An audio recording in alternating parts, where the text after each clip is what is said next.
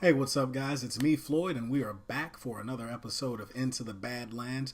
This week we're focusing on Season 3, Episode 7, so let's do it.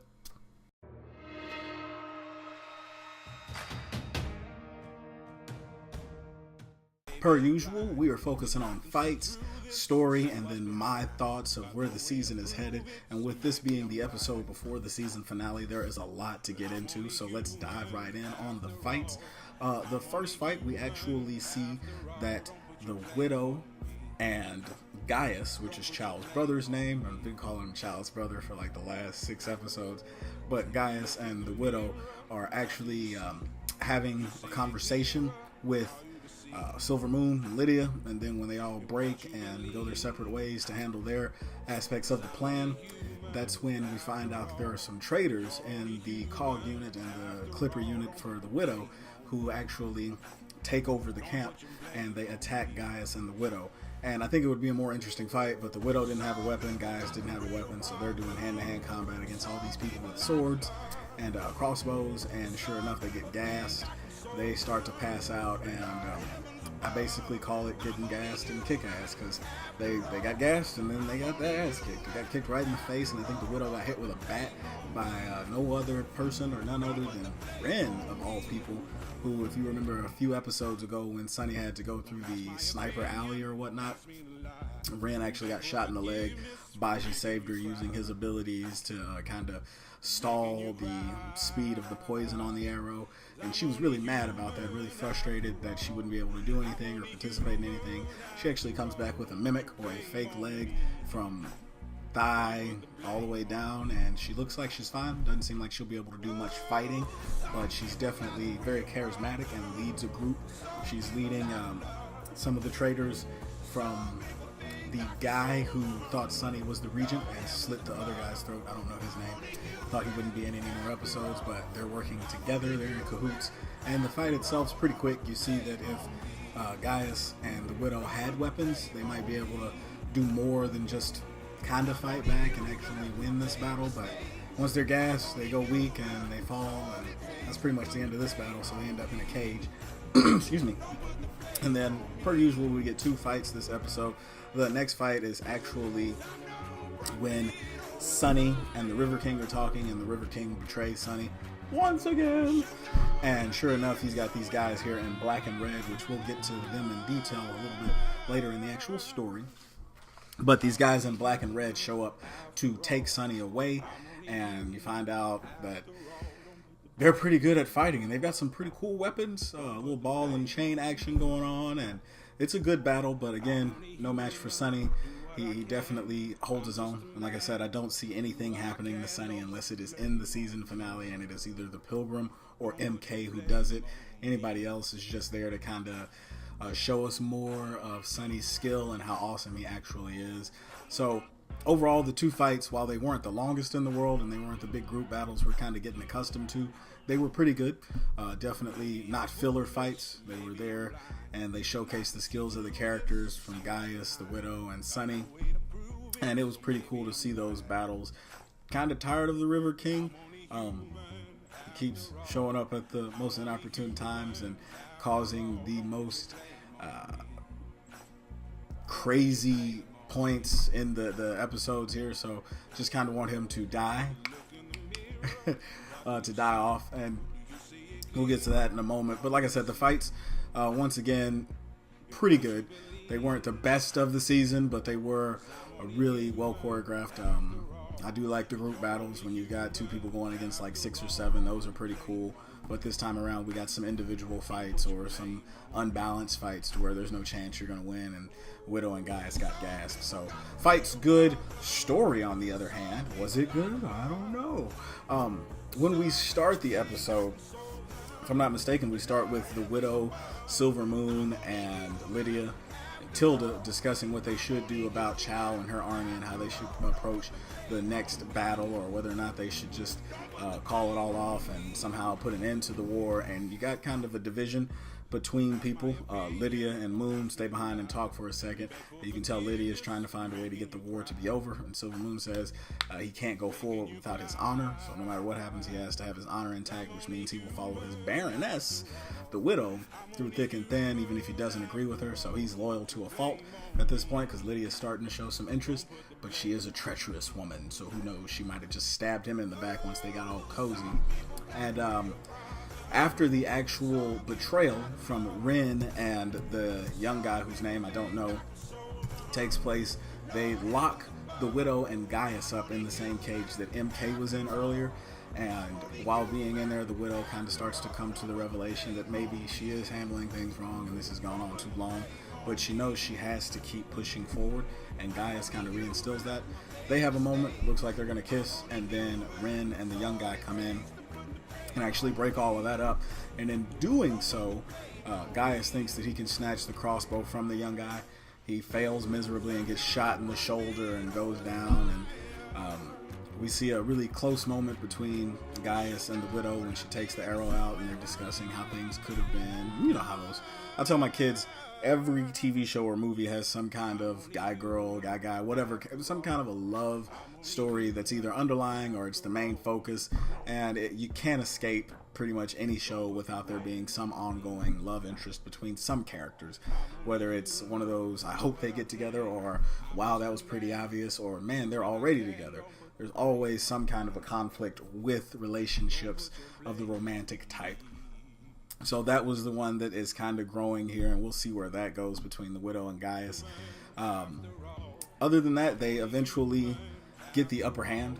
They break out, and in doing so, they actually have help from Silver Moon and Tilda, who...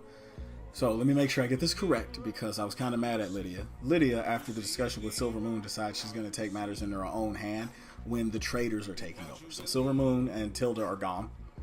Lydia is stayed behind on the campgrounds, and the widow and Gaius have been defeated.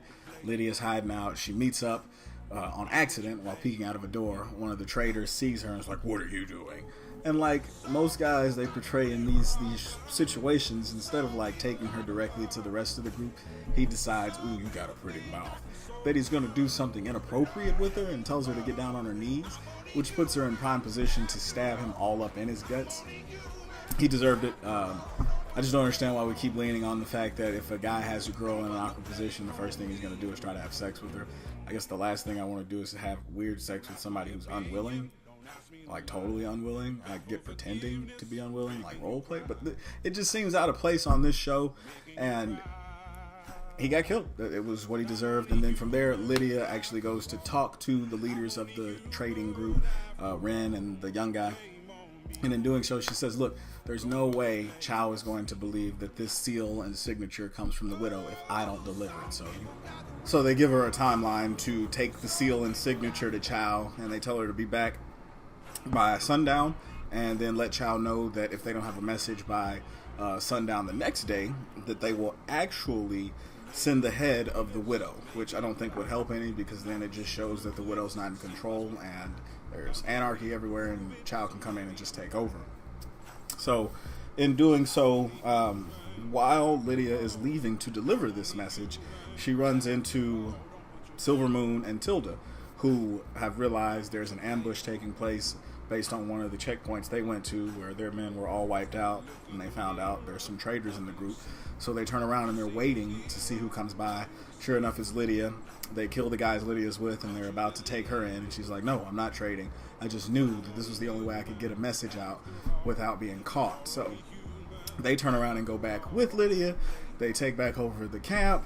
The widow then has all of the people executed. She feels bad about it, but she knows this is what she has to do to show her strength. And it's a really nice moment between Ren and the widow, because you see a young and upcoming leader in Ren, who would have been very, very difficult to deal with, who is now on the chopping block. And sure enough, the widow's like, "Look, I didn't want it to be this way." And Ren's like, "I don't want to hear your crap.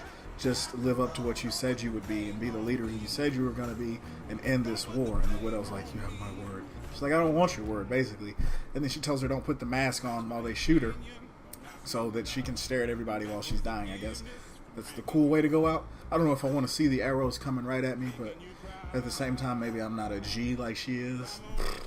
I just don't want to know that I'm about to get shot. Just let it be a surprise and then you die. I don't know. Anyways, they all get shot and they're all dead at this point. And then we jump over to Sonny. As you remember in the last episode, Sonny has cut the River King up, and he's got the River King working under his command, so to speak. They're safe. The River King's not going to use any of his people to attack Sonny or Baji or Lily, Baji's ex-wife.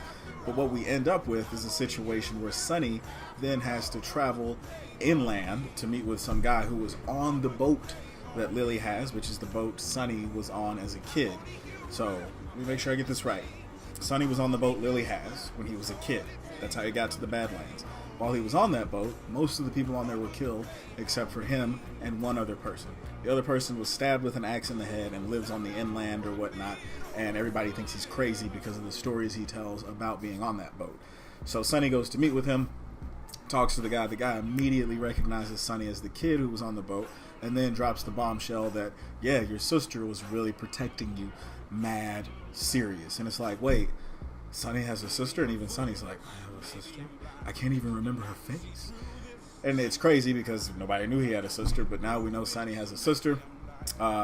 He was on that boat, and he wasn't the one that killed everybody. Some guys in black and red showed up to kill everybody. And that's where we actually get to the River King's betrayal in this episode. So the River King used specific words. He said, you have my word.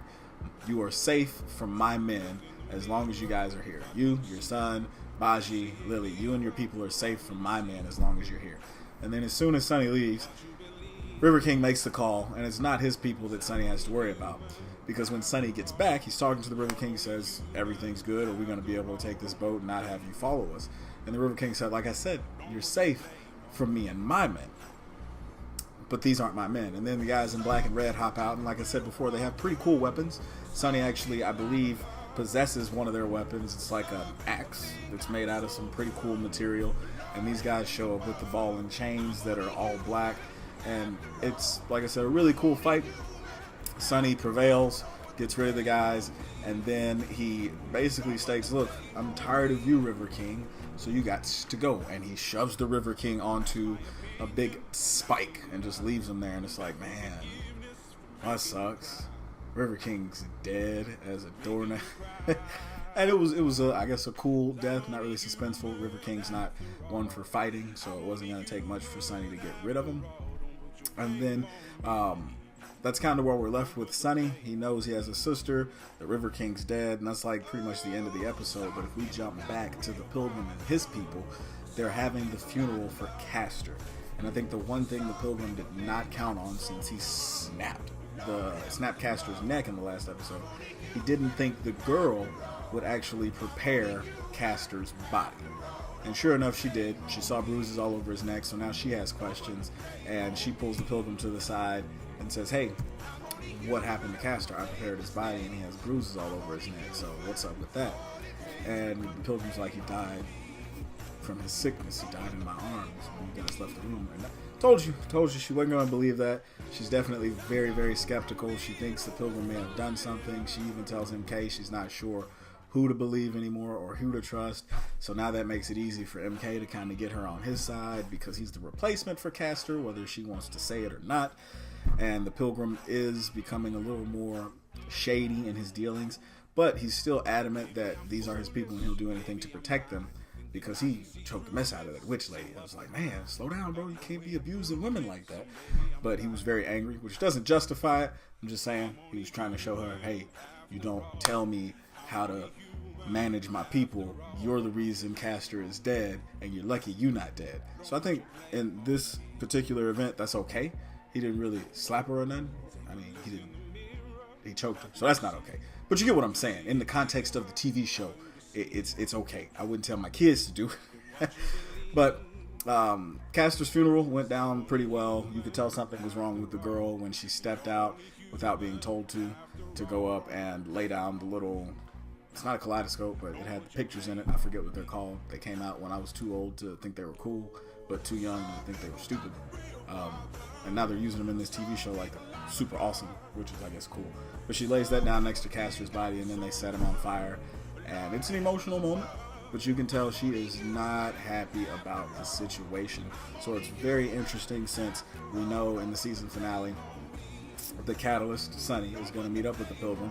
I've already seen some previews of the Pilgrim with black eyes, so I imagine that's going to have something to do with the situation. Maybe he unleashes some new power and he is a dark-eyed one who's been hiding it, or maybe being around Sonny causes a lot of people to turn into dark-eyed ones.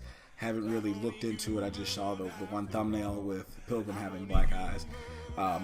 As far as my thoughts on the episode, a great episode.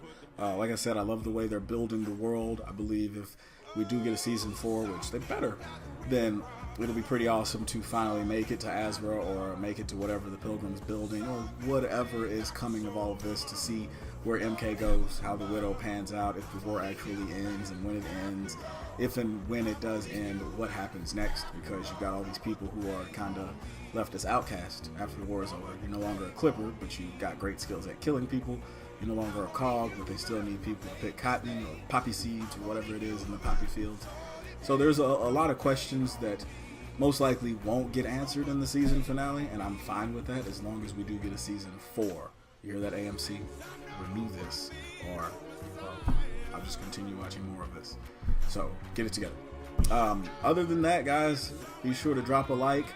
Subscribe, let us know what you think in the comments. Where do you think the season finale is going? Where do you think next season will take us? What kind of characters would you like to see introduced? More strong lead females, more male leads, just more kids in the show? What would you like to see on Into the Badlands? But until next time, thanks for watching. Peace.